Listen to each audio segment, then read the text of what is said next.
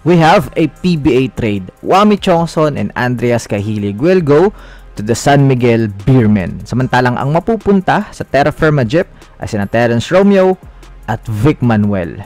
Wow. Sasabihin ko na agad, this is a fair exchange in terms of the first look. Pero syempre, hindi naman magte-trade yung SMB nang hindi sila magbe-benefit. Like, kahit sinong team naman, diba? Chongson is the go-to guy of Terra Firma, pero bakit nila binitawan? Wami Chongson right now is not being recognized by a lot. As in, ang tagal ng panahon, underrated pa rin. Reason being is yung success ng kanyang team. Though pwedeng maging debate na how can he be a good player or paano siya mare-recognize kung hindi naman nag-translate into winning. Samantalang si Terence Romeo with global port before did a lot for the franchise. So dun papasok yung fairness ng trade. Ano ba yung magiging role ni Wami pagdating ng SMB? He will not be the ball dominant as he is with Terra Firma. Madidecrease yung kanyang usage, yung time niya with the ball to create. I don't know kung lisensyado pa rin siya na tumira ng mga top shot kasi top shot maker nga si Wami. Yung SMB naman, hindi na nila ginagamit si Vic Manuel at Terence Romeo. So parang walang nawala sa kanila. Basic logic for the trade.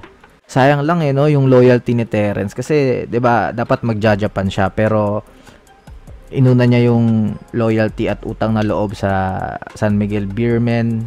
I don't know if the rumors are true pero ayun yung balita dati. SMB nagbitaw ng players na di ginagamit, kapalit yung magagamit. With Andreas Cahilig, parang nag-add lang sila ng isa pang Don Trollano sa team. Kung siguro magandang pitas yung nakuha ng SMB, masasabi nating unfair pero they've got what they already have. Kaya napapasabi ako ng fair trade. And for Terra Firma Jeep, syempre sobrang panalo sila kung magtatagal yung mga yan. Imagine you have Stan Hardinger, Pringle, Romeo, and Manuel. Mga stars ng liga yan na nasa iisang team. All became teammates, kaya walang problema sa chemistry. Sana i-maintain, di ba? Okay na rin siguro para bumalik yung sigla natin sa mga ganitong trade. Give the fans this kind of rosters. Kahit pa sabihin natin mga matatanda na yan, wash, at least we know what they are capable of. They can win 4 to 6 games, makapita sa playoffs, tsaka paghahandaan na ng mga teams. Unlike before, kapag sinabing Terra Firma, yung nasa schedule, easy game. Ngayon, baka nga manood pa ako ng live kasi iisipin ko, oh my God, maglalaro si Romeo at Pringle na magkasabay ulit. Kung ipag-i-stay, di ba? I mean, nakaka-excite. Ganito yung masarap na feeling ulit para sa mga fans. Yung ganyang roster, ang sarap tingnan eh. Palitan na lang siguro yung pangalan ng team, di ba? Para, ang pangit na kasi ng identity ng pangalan na Terra Firma sa mga tao eh. Alam mo yun? Okay lang siguro kahit sabihin nating farm team pa rin nila, another team nila. Okay lang siguro. Basta palitan nyo yung pangalan, di ba?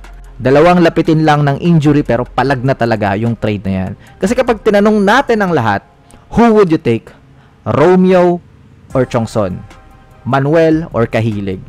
Hindi ko lang nagustuhan yung pagkuha ng SMB kasi sabi ko nga, kumuha sila nang meron na sila.